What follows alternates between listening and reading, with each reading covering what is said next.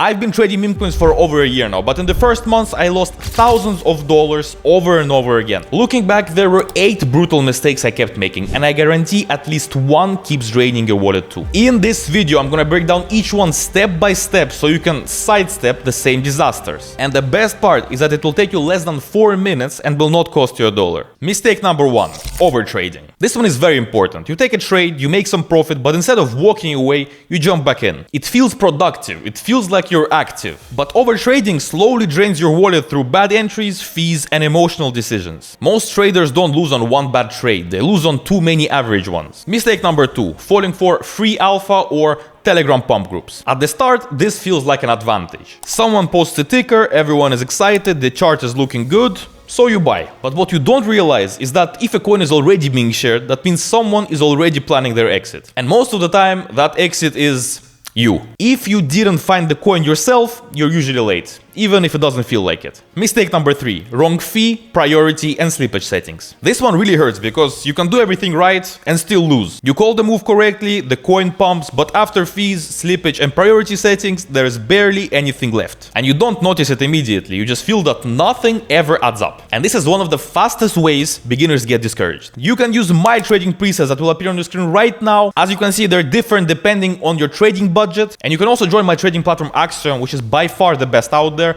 through the link in the description. By doing so, you'll get 10% of all trading fees. Mistake number 4, trading without a plan. Some people are buying first and thinking later. No clear reason for entry, no idea when you'll take profit, no point where you admit the trade is wrong. Once you're in without a plan, every candle feels important. And that's when emotions start running the trade instead of logic. If you don't know exactly why you're in the trade in the first place, you will never know when to get out. Mistake number 5, trading alone. When it's just you and the chart, your brain fills in the gaps. You'll ignore red flags, you'll justify bad entries, you'll convince yourself to hold just a bit longer. Having even one person to sanity check you changes everything. Mistake number 6, chasing instead of waiting. You see a coin moving fast, you feel late, you buy anyway. Most losses don't come from bad coins, they come from bad timing. Chasing puts you in the worst possible entry, right when the risk is the highest. Patience might feel boring, but it will save more money than any indicator or filter ever will. Mistake number 7, refusing to take the loss. This is where things really break. You don't sell because it might pump, you move your stop loss, you wait for that one big green candle, but